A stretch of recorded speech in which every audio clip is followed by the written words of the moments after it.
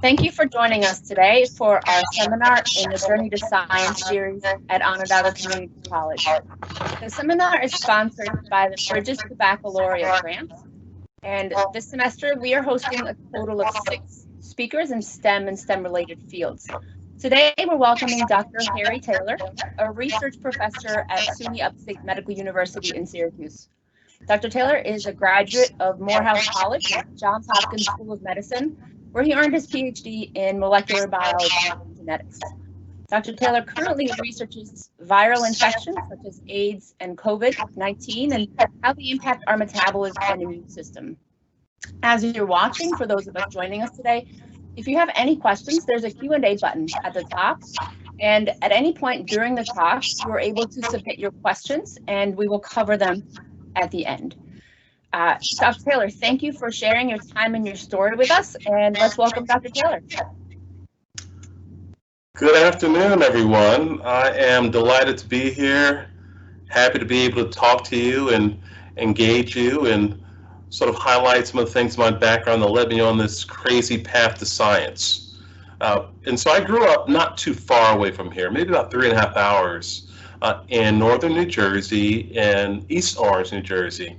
And East Orange is really not really known for a legacy of putting out top-level scientists. It's really more known for having a long track record of producing a lot of recording artists, mainly hip-hop stars. In fact, in my high school, Naughty by Nature, members of that group went to my high school, members of the Fugees, which is another premier rap group, went to my high school, and so my high school wasn't a very diverse high school. It was on an order of maybe 98% underrepresented individuals, people of color, and the great thing about it though is that we really had good teachers that really took a great interest in our education, which is probably one of the major reasons why I've sort of gotten to where I've gotten. And so what really sort of sparked my interest in science was an early liking of shows like Star Trek, for instance. And I'll tell you an interesting story. When I grew up, I lived not too far away from the East Orange General Hospital. And when all through elementary school, when I would pass this hospital, I would pass the parking lot for the hospital, and there was this cranberry red Porsche 911 Turbo. And on the license plate, it had Dr. So-and-so. And it's funny that this was one of the first things that really sort of motivated me. It's like, well, this doctor was able to buy this Porsche. I really want to buy this Porsche. So maybe I should pursue a career in science. Maybe I should just go to medical school. Maybe I need to be a doctor. And not just a doctor, maybe a neurosurgeon, because I found out that, hey, the neurosurgeons make the most amount of money. So that's what I need to be doing. And so that was really an early motivator for me to sort of get me on the path to science. And so, and I sort of worked hard at that all through elementary school and through high school. And so I managed to get halfway decent grades, which sort of led me on the path to selecting Morehouse College as an undergraduate institution. And Morehouse College is a HBCU, or historically black university, college university. And what's also unique about Morehouse is it's all male. And so, but don't worry, we had a sister school right across the street, Spelman College. And so the combination of these schools and the atmosphere that they created in Atlanta was sort of reminiscent of what you would see in the sitcom A Different World. So A Different World, which was developed by Bill Cosby based on the experiences of his children, who he had a son, Enos Cosby, that went to Morehouse, and he had a daughter that actually went to Spelman. And so they actually had a pretty rich experience there, which sort of provided him with the sort of the material to sort of generate this show. And so at Morehouse, I was really, it was a wonderful learning experience for me because in that environment, not only was I in class with mostly African American men that were sort of like-minded and really focused on advancing their education, but my professors were largely African American men. And this was like the first time in my life where I was able to interact with and be taught by a large cadre of African American men that had terminal degrees. Large portion of them had doctoral degrees. Many of them went on to some of the most, or went or attended some of the most prestigious institutions in the country. And so these men or professors really started out as some of my really early sort of mentors along my scientific path, which was great because I still have relationships or relationships with them. I still talk to them on a regular basis. Actually, it's the sort of a unique sort of takeaway from Morehouse is that they really established this or formulated this this brotherhood that lasted beyond just the years of undergrad. And so at Morehouse, it really I experienced some financial difficulties. And so I would have to sort of balance my classwork with working sort of part-time at Foot Locker. And which was great because I got huge discounts on sneakers, which was perfect for a teenager, right? And so for my first 2 years, I worked part-time at Foot Locker, but I was still able to manage my course load. My parents really weren't able to help me out at all financially, so this was really critical for me to be able to sort of pay for my extracurricular activities, my sort of off-campus meals and things of that sort. So this is a pretty crucial piece for me. And so, but because of my performance in my classes through my first 2 years, I was actually awarded a scholarship, which allowed me to now do undergraduate research on campus, which provided me with a really generous stipend. And this stipend was actually more than what I was making at Foot Locker. And so I was able to sort of leave that job by the wayside and to focus on scholarly pursuits while I was at Morehouse. And so this is great because it turned out that one opportunity led to another opportunity that opened additional doors. And so this research opportunity on campus allowed me to interact pretty closely with my professors, and they were providing me recommendations to have undergraduate research experiences during the summer. And so when I was at Morehouse during the summer of my junior year and summer year, I was able to spend time in central New York at Cornell. I spent a summer doing research at Cornell. And one of the summers I was able to spend that time at Brown. And again, the critical piece, they were actually paid summer internships, which alleviated the monetary stress that I had my first 2 years. And so these things are really working out pretty well. And so along this path and during these experiences, I tried to sort of pull together these opportunities and information about what could make me competitive for medical school. And so at Morehouse, I had this really interesting practice where they would sort of list the acceptances of all of the graduates in, say, the Department of Biology, acceptances to graduate schools and medical schools. And this was a big motivator for the undergraduates. You'll come in and you'll see that so-and-so got into Duke or Harvard or got into Vanderbilt, and you say, well, what's the recipe for that? And so these are sort of young role models that were among us. And so they were really helpful in providing us with info that we can use to prepare ourselves for the next steps. And so I looked at the list and I identified a few names on the list, and I sought them out on campus. And this is like the older statesmen on campus, so the seniors. And so when I found these guys, one guy who I'm still friends with today, his name is Roger Bonner. He's actually a practicing physician in Nashville. Roderick, I said, Roderick, I see that you got into Hopkins. I mean, what's the magic formula? What did you have to do? It's like, well, these are research-oriented medical schools, and they like the students to have research experiences. And so you should probably try to get involved in more research. And I thought, well, I already did some undergraduate research. And so I went out and I talked to one of my professors on campus, Dr. Joseph McCrae, and I asked if he can provide me with additional research opportunities. And he was really impressed that I had sort of read his papers and all, and I had this interest to go on to graduate school or medical school, and so he sort of took me under his wing.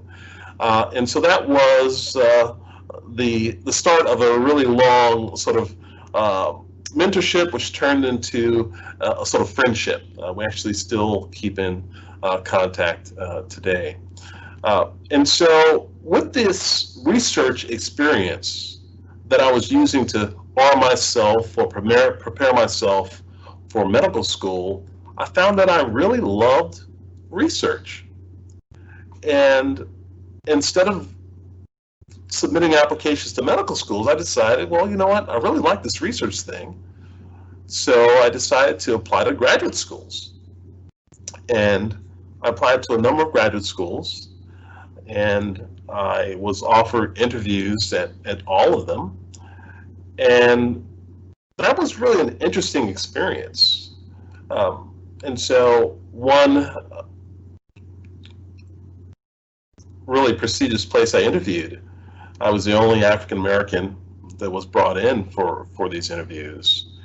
And when I was approached by one of the interviewers, he asked me about my background.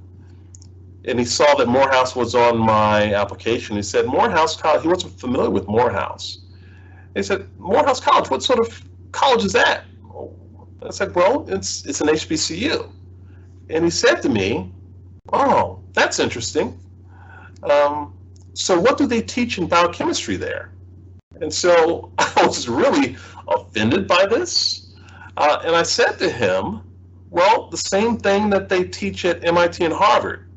And my test score should verify that, because I did pretty well there. And so I got into this school, but long story short, I decided not to go there because I had some other interesting experiences there as well. And so I decided to go on to finish my graduate studies at Johns Hopkins School of Medicine and in Baltimore, which was great because I'm a seafood fanatic, and Baltimore is the crab cake capital of America. So this was a wonderful choice. And so I quickly learned that Hopkins was a wonderful, well-resourced environment that really provided me a great opportunity to expand my knowledge base and prepare as a scientist. And at Hopkins, I joined a lab, and I really started to learn the ins and outs of how the immune system worked on a very basic level, with the ultimate goal of understanding how the immune system works so that we can sort of potentially manipulate it with drugs and therapeutics, potentially by using vaccines or other compounds that could either turn on the immune response or turn it off. Turn it off when you may have something like a sort of autoimmune disorder. And so I finished my studies there and decided to continue study for my postdoctoral work in a lab that was focused on understanding how HIV caused disease. And that work was really the sort of centerpiece of studies that really formulated my ultimate goal or career interest in understanding how viruses cause disease and how we could potentially use certain compounds or drugs to target them. And so, so once I finished my doctoral studies, I continued on, and I was able to gain a junior faculty position at Vanderbilt. There, I continued my studies in the area of HIV. Then, once that term was completed, I was recruited away, where I started additional research endeavors at Northwestern University, and there I had access to additional resources and opportunities allowed me to sort of expand my research program, which provided me with the sort of opportunity to sort of then migrate once again across the country to SUNY Upstate, which I sort of reside now. And here, I've been really pleased with the lifestyle here in Central New York. I'm a city boy at heart. Growing up in East Orange, New Jersey, essentially 15, 20 minutes away from New York City, then spending a significant amount of my time in Chicago and Northwestern, and having those experiences, and then coming to Central New York, where I can drive to work in 5 minutes, and every place I pretty much need to go, I can get to in 10 minutes. Whereas in Chicago, I would get home, and the next morning I have to drive into the lab. It would often take me 45 minutes or so, or more, depending on traffic. And so it's been a really pleasing change of pace, welcome change of pace for me here. And so my lab here at Upstate now focuses on HIV, but also with the pandemic, I felt a calling to sort of lend a hand in that effort. And so here at SUNY, when the pandemic hit our shores, I decided to direct some of my attention to COVID-19. And some of my initial studies of COVID-19 was to design an antibody test for COVID, which we did successfully, and we were able to provide support for various research endeavors here at SUNY Upstate. And so me, along with my students and my techs now, are focused pretty heavily on trying to understand how COVID causes disease in humans, and we've had some really good success with those endeavors here. And so with that, I sort of rounded out and sort of end things there and sort of open things up for questions. Well, thank you so much for sharing your journey with us. Does anybody have any questions they would like to ask Dr. Taylor? If not, I have about 11 questions I can ask.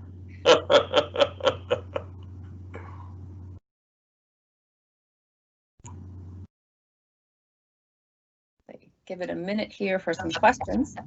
In the meantime, I'll ask a question. It's one that we've asked of a few of our speakers, and we've gotten some interesting answers, which is there anything that you really regret?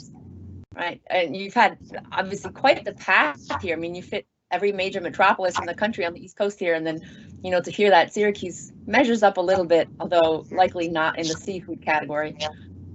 Any regrets along the way? One regret. Been really focused on my sort of academic path, and now moving along with that career-wise, you sort of think about finding the time to do things for yourself, and it becomes more and more difficult to do that as you move along this path, as you gain more responsibilities, as you have a family, and so when I finished undergrad, I went directly to grad school. And so more complicated than that, the summer between finishing undergrad and starting grad school, I had a research opportunity at Merck. So I worked my entire summer, essentially right up to the day that I started grad school. I was at Merck in Rahway, New Jersey, up until I started classes at Hopkins. And going back, if I could change one thing, I would have maybe taken that time off, taken a year off if I could, to just dedicate to doing something outside of science. Although I love science, the thing is that experiences outside of science impact and provide not only motivation, but also it gives you additional ideas about potential paths of lines of investigation. It provides motivation, as I mentioned, and I really didn't have that time to breathe between undergrad, and grad school. The one good thing about doing the internship at Merck, it was my first real salary. And so here I was making small stipends, and then as an intern at Merck, I was making more than $1,000 a week. And that was big money for me. So I was able to save up quite a bit for my move to Baltimore. So. Well, that's good to hear that you're giving students permission to relax just a little bit, to take a little bit of a break, and I will attest to that. I took that break that you wish you took, and I have no regrets about taking that time. not to pile on the regrets here. A question that's fairly subject specific, but there's a recent study that came out, an article that attested to a correlation between type 1 diabetes and COVID. And I wanted to see if you had anything to say about that. There was some speculation on what might cause it, but so people with immune issues apparently are much more prone to severe disease. Yep, absolutely. So there are a number of comorbidities or disease states that makes individuals more susceptible to severe COVID. And diabetes and obesity, hypertension are among those. And the link between diabetes seems that it could be tied to elevated levels of glucose. And this is something that's sort of near and dear to some of my research. So I've been trying to sort of understand how nutrition, nutrients in our diet can influence disease progression, or how they can provide fuel for viruses. So glucose, basic sugar that's in most things that we take in, is a basic fuel that cells use to make more copies of viruses. And so in diabetes, individuals often have elevated levels of glucose. And what has been recently demonstrated is that elevated levels of glucose makes it easier for the virus that causes COVID-19 to infect innate immune cells called monocytes. And these monocytes are the ones that really cause most of the damage in severe COVID, much of the damage. They secrete what is these inflammatory mediators called cytokines, which are essentially alarm the immune system, and they cause high levels of inflammation. Well, these cells, and when elevated levels of glucose or sugars are present, they're targeted by COVID specifically. And so this really explains on a very basic level why individuals that have diabetes and uncontrolled levels of glucose or sugar are more susceptible, more likely to develop severe COVID with this associated hyperinflammatory disorder. Yeah, so that's certainly, is a cause for concern. A large percentage of the population hits one of those comorbidities. Certainly not good news overall. We have a question that raises a good point. I see a lot of students interested in clinical medicine, nursing, physical therapy, physician, and I see very few students interested in research. And so someone would like to know, what is it about the lab and research that you like so much to change your plan away from clinical medicine? Intellectual freedom is the first thing. And in the basic research lab, there are more opportunities to carve your own path, do your own thing, I would say. It provides more of an opportunity to design your own schedule. So in the medical profession, things are pretty homogeneous or more homogeneous. There's very specific protocols. If medicine is very rarely performed in isolation, so you can't make your own schedule. You have to adapt your schedule to the team schedule.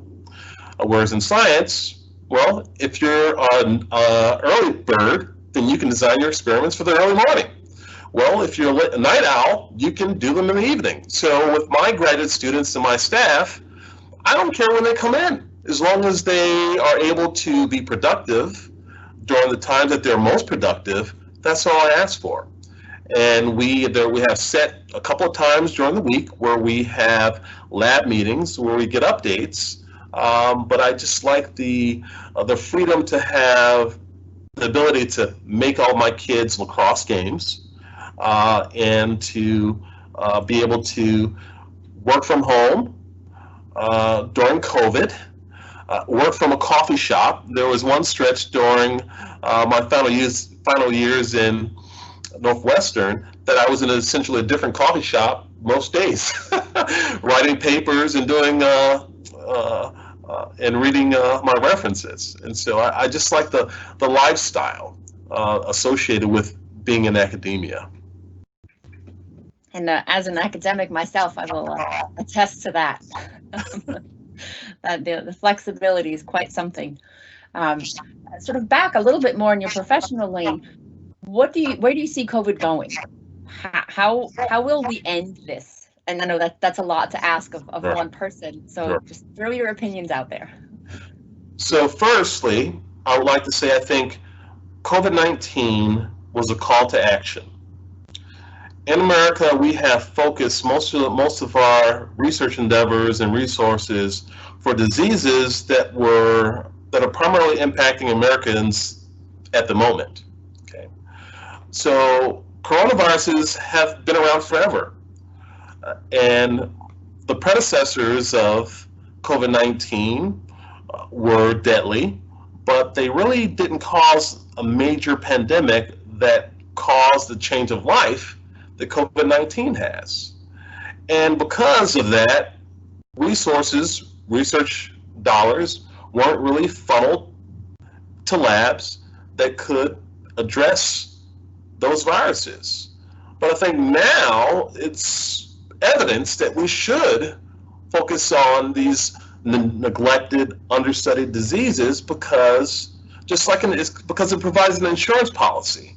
We hope that we are not going to get into a car accident when we say leave work or leave home, but it would be foolhardy not to have it because it can happen. And so I don't think that COVID-19, the virus that caused it, is it. So there's evidence that there are many other viruses like COVID that cause COVID that are lurking in bats, in faraway lands, and other animals. And with increased deforestation, with increased travel, global travel, it's becoming more and more of a problem. And so now I think that coupled with global warming, I think that now we should continue to be vigilant about this. I do think that if a somewhat effective vaccine will be available within the next year, it won't be available by the election as promised. At the very earliest, I think at the beginning of next year to be available. And I think that would allow us to get back to some level of normalcy. But one critical thing, I think, is that in the background, they're not talking a lot about this because much of the talk has been our focus has been on vaccines and new therapeutics. Well, physicians have learned how to treat individuals that come into the hospital with COVID a lot better. There's certain strategies that they've taken that are not reliant upon new therapeutics or drugs, and people are not dying at the same rate. So the mortality is not as bad as it was initially because the physicians actually know how to, something as far as the use of ventilators. It's the thought on how they're used has changed significantly. But so all in all, I would like to say this isn't the beginning of it, but I think that potentially with new leadership that are not scientific denialists, not to get political here, I think that we could arm ourselves to prevent this from happening again. Well, there's a valid call to action right there. Now, our students at OCC, they're first and second year college students, and some of them, or a lot of them, they're not sure about their future yet. They want to do good with their life. They want to find some sort of a purpose, but they don't have that clear path yet. They don't see, I'm going to do ABC in the future. What would you tell them as they're working on their freshman and sophomore level classes at OCC and maybe kind of flailing about a little bit, trying to find their path? I would say, so what's great now is that there are an infinite amount of resources through social media and all, for instance. And I would just encourage, for instance, now I have a Twitter page, and I'm quite active. Is from a scientific perspective, I am a anti-vax debunker, so I really, another call to action was to try to sort of derail some of the misinformation that we're currently experiencing during our current infodemic. And so there's been a lot of misinformation and very few dedicated scientists that are putting out accurate information. That's because we're sort of overwhelmed with our responsibilities.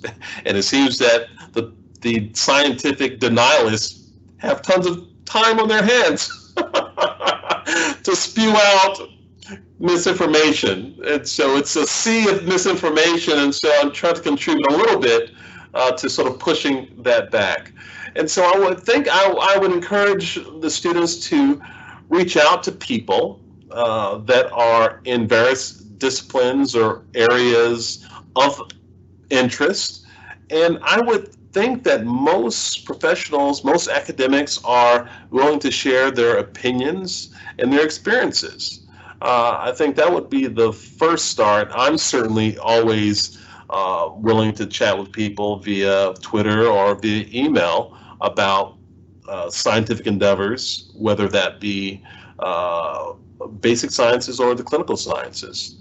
So I think just seek out people and try to find a mentor. What great advice. Here we have a student who says, I'm interested in biomedical research, and besides my high GPA, I don't have any research experience. What should I prepare for myself to be accepted in the research lab? What should they do? Well, SUNY Upstate has a summer research program here. And most research institutions have a research program, summer research program for undergraduates. And so if you can share my email with them, I can put them in contact with the SUNY Upstate office that handles that. And beyond SUNY, if they look at some of the other research-oriented institutions, there are a litany of research programs available that also provide summer housing, typically about 10 weeks. And you'll live on campus, room and board's provided, and most places will actually provide you with a generous stipend as well. So there are a ton of opportunities. So I would encourage you to seek them out early. Hopefully we are closer to normal by next summer. So with that being said, as the programs start to have their applications available, I would apply early for those to increase your chance of getting accepted. I would certainly agree with that. I know I myself at OCC have had students express their interest in research, and I have connected them with various local places and pointed out applications such as the some undergraduate research experience at Upstate. Certainly a great opportunity to have right in town. Now we have another question. We have a program called C-STEP and one program called LSIM at OCC. If you're not familiar with them, they're both programs that help underrepresented minority students gain a footing in the sciences, to introduce them to the sciences and to hopefully send them down a path of staying in the STEM fields. Do you participate directly in any programs that promote science at the undergraduate level? So for example, do you take undergraduate students in your lab for small projects, summer research? Some research, certainly, and through the SUNY program, but I've actually been approached by other undergraduates that received support from their home institutions to take with them to a host lab. And so I do accept and always look for really eager, motivated students to come in and do some work with us during the summertime. So that's generally the best time is the summer because things are a bit more flexible and there's ordered, structured programming for those students as well. And it's also nice because they're generally brought in with a cohort of peers, which I think makes the experience a bit nicer. So that goes right along with your other advice, which is seek out an initiative, right? Get in touch with people. If there's a scientist that you like what they're saying on Twitter, right? What is it? Tweet at them, send them a tweet, send them an email. Not to expose my lack of Twitter literacy here. But is there any parting words that you have for our students? I would say find your passion, find your north.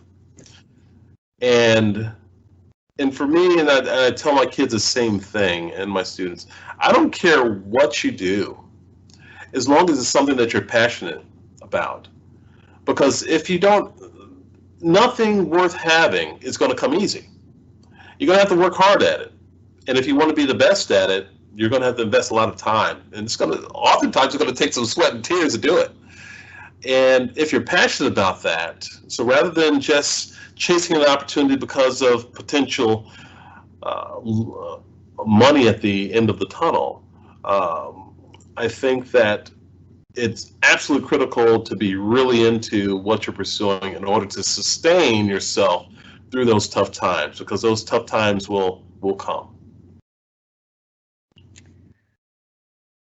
All right. Well, thank you so much for your time, Dr. Taylor, and for sharing your journey with us. I'm inspired. I hope that our students will take something away from your talk, if nothing else, to work hard and take some initiative.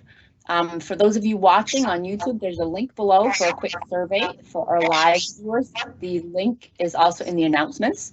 It's just a few quick questions to help us improve these seminars and to bring you the kinds of talks that you would like to hear. Please come join us again on November 4th at 12:30 p.m. for our next speaker. We will be welcoming Buffy Quinn, coordinator of OCC's Geospatial Science and Technology Problems, and we hope to see you back in a few weeks. Bye-bye.